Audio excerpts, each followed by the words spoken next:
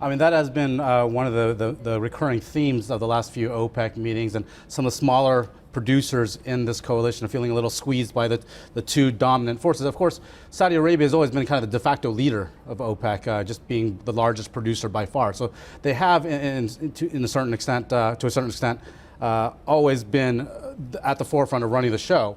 Now they've added in Russia, and so you've heard Minister Zanganeh say, you know, Russia and these other non-OPEC countries, they're not part of OPEC. They can do what they want. You know, we welcome their partnership, but within OPEC, you know, Saudi Arabia ought to respect this core group of 14 producers that, you know, we were formed, you know, to stabilize the market, and now you have Saudi Arabia going off making deals with Russia, making deals with the U.S., and bringing all these external forces into OPEC. I have a lot of respect for Mr. Zanganeh. He's always a very generous commentator when you and I and others are pestering him as well. But is he being disingenuous in this case as well? Because the rivalry for supremacy within OPEC has always rested between Tehran and Riyadh as well. You go back to the 80s and the 70s. They've been fighting similar ground for a long time as well.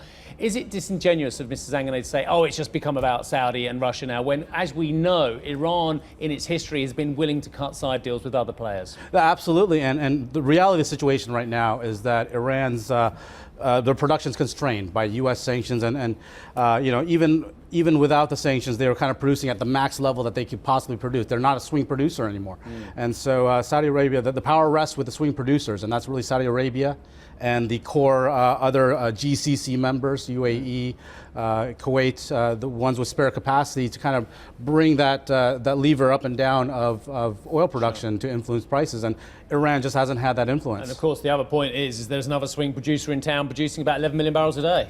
So, I mean, the other issue is surely the extent to which this is emblematic for the broader conflicts and the broader reconfiguration of power that's going on in the world, and you know, United States influence in the region. Militarily, it's wanting to move out but moving troops there, and it's also trying to control more oil that goes through the Strait of Hormuz. So do you think there's something in this kind of reconfiguration of OPEC that's actually about the power struggle between US, Russia and China, actually? Sure, yeah. You know, the geopolitics of OPEC have been really rocked in the most recent years just by the rise of the US as a major producer and an exporter now. And then you got Russia also being, so you have Russia, Saudi Arabia, and the US, the top three producers, and they've created this new paradigm of, you know, these three being, you know, the three combined produce almost more than a third of the world's oil.